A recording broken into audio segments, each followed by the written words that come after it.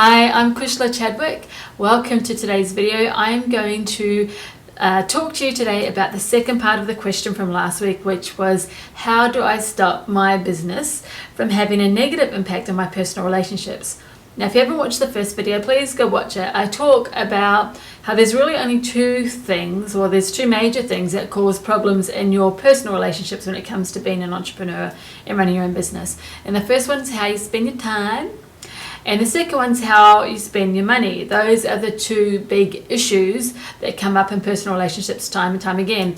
And I know this because, I'm married and also, so things have come up in our relationship.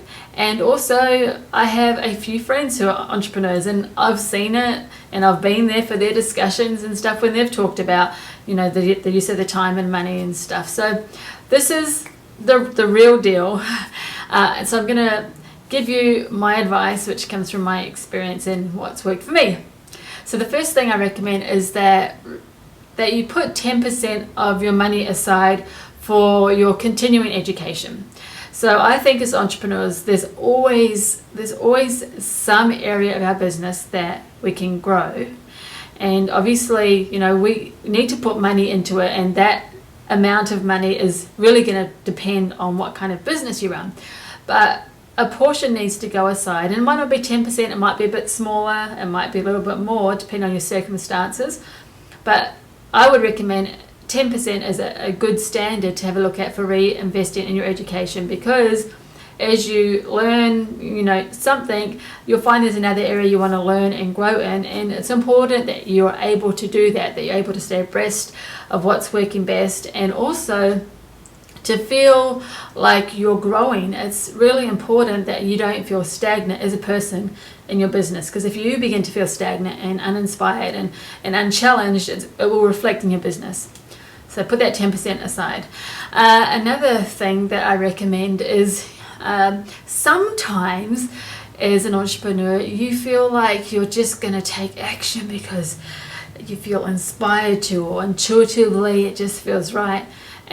And to be honest, I invite people to make those kind of decisions when they work with me. I'm like, just feel into, after I present something, I'll say, just feel in to see if this is right for you. If I'm inviting them to go deeper with me, to work on a deeper level, and just get a clear yes or a no. So I get that sometimes that happens, but the thing is, just be mindful that not all your decisions are made that way. So you want to show that the people in your personal relationships, particularly if you're married or you've got a partner, that you are showing some business nous and you're planning. So the 10% is a good way of planning, so have discussions with them about that.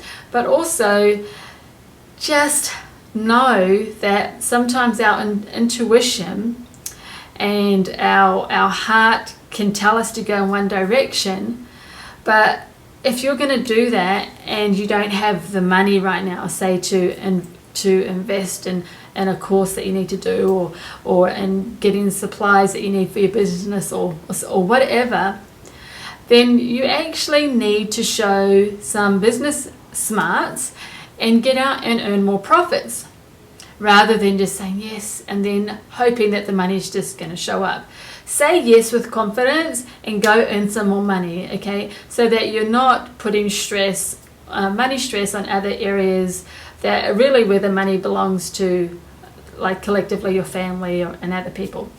So to earn extra money quickly, this is what I am going to tell you to do, or encourage you to do, and that is to have a look on your Facebook and email list and stuff like that. I know sometimes it's sucky to invite family members, but it's not just family, and preferably stay away from family unless they like what you do, right?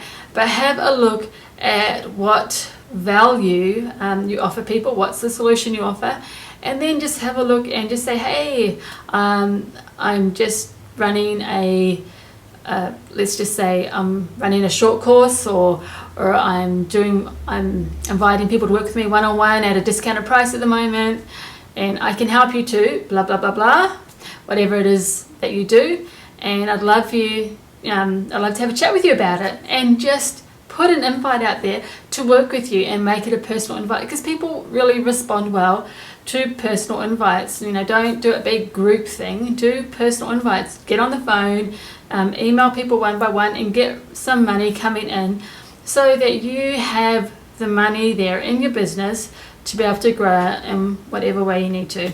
Because you don't want money to cause stress in your family relationships. That's just the deal. Money doesn't come before family, and you need to be smart. Again, I do still encourage intuitive decisions, but even when you make some intuitive decisions or inspired choices, make sure you back it too with commitment and action. So whenever you do something big, and I've done big things before, like I flew over to the States to learn from someone with only $200 in my pocket, and I didn't even have my business off the ground then. This was a number of years ago.